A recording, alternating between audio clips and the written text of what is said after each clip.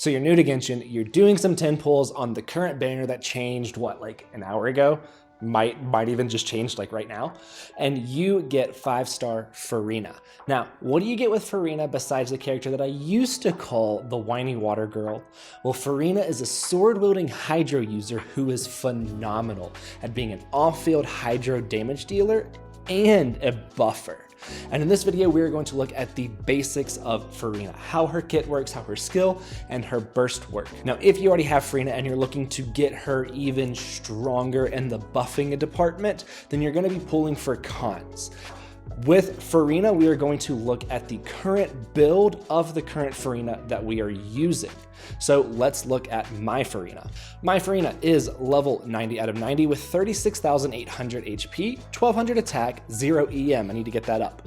Her crit split 45.6 over 161.2, 175 ER, and you'll also notice I am running a Hydro Goblet on my Furina. For a weapon, level 80 R3 Sabo Pipe, Fontaine fishing weapon as it might be called, 4-piece Golden Troop, C0, and then her talents 1-10-8. Now, before we get into her normal and charge attack, let's look at her passives. Her first passive, basically if you have another healer on your team, which you need to with Furina, any overhealing that goes to your current character, Furina will distribute it to your other characters in your team, which you'll see some of in the Artifact Grinding Hell video, not as much in this one. I'll point it out in that one.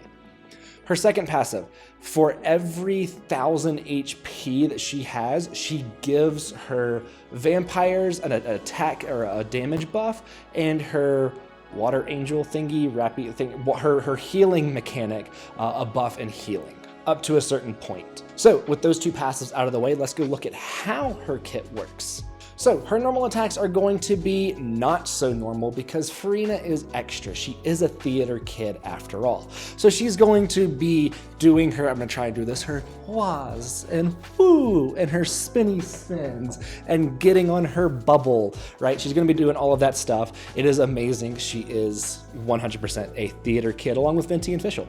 So her normal attacks do have a chance of having the Ouija or Numa attack as well, depending on what stance you are in. Now, her charge attack will do an instance of damage, but it also changes her stance.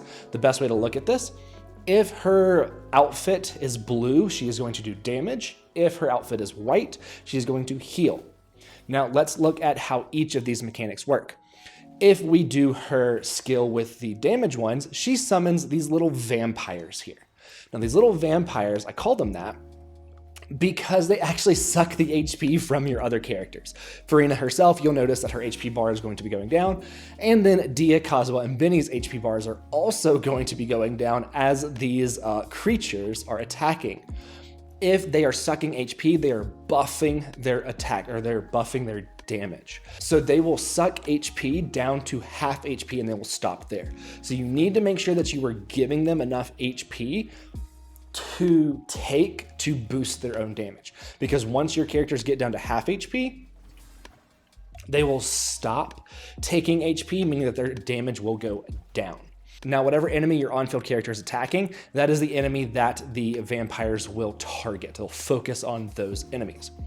If we do a charge attack and we change Furina over to her healing mode with her water rappy angel thingy, then she is going to heal your on-field character based on her max HP, of course. If you swap characters, whatever character's on the field is going to be healed. Now, this gives a deception that Furina is a damage dealer and a healer. And that can lead to some weird, not good teams. Think of Furina not as a healer, as an emergency healer, like that's the last thing you want to do with her. But you need to run a second healer with Furina to benefit as much as you can from her burst. Something else too, if you notice, you can get pretty far away from this thing and it will still heal you. As you can see, D is kind of right on the edge of it. If you have those water bubbles around your active character, then they are going to be getting the healing. Now let's talk about Furina's burst. Furina's burst is going to do an instance of hydro damage, as well as putting these bubbles around your screen.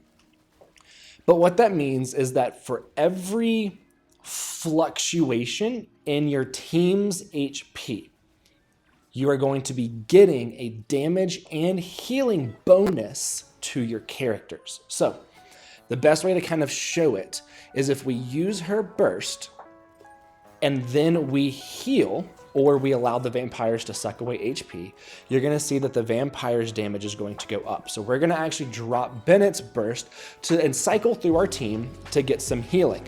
And you will be able to see that the Furina's skills, their damage is going to increase. Yes, Kazuha did just VV Shred there.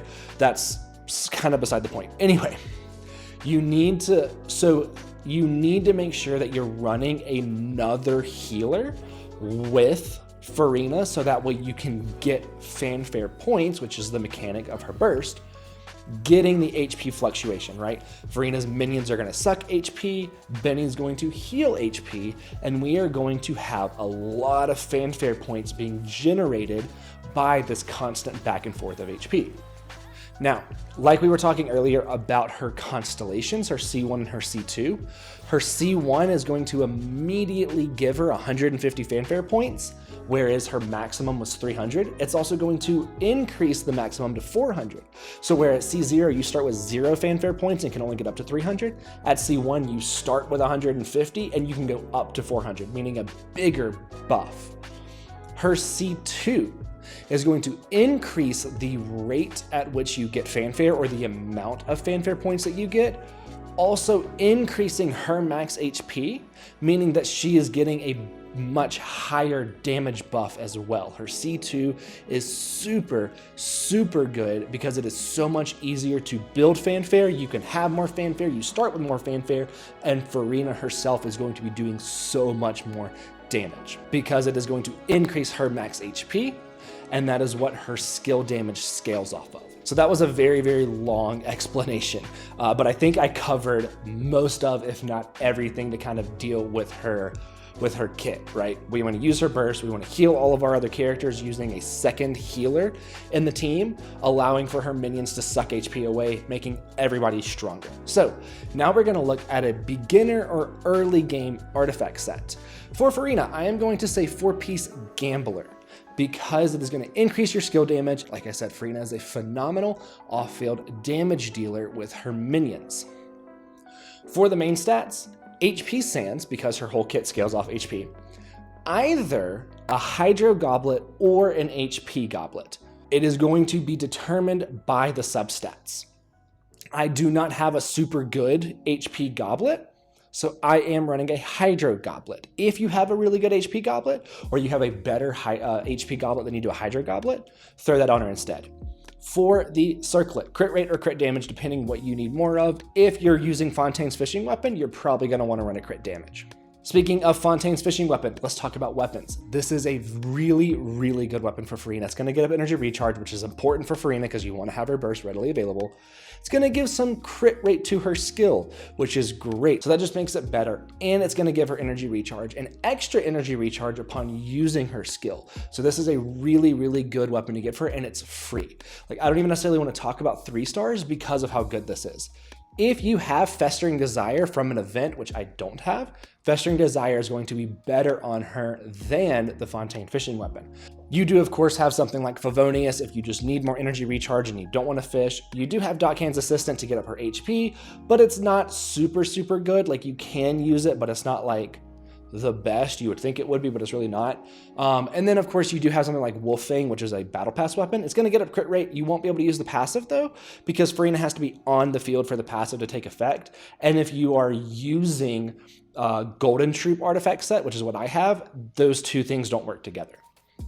So the beautiful thing about Furina is that, like I said earlier, Furina and Bennett have a very good ability to work together, right? Furina's going to take HP away, Bennett's going to heal, and Furina's buff goes with the fluctuation of HP. Bennett also buffs attack.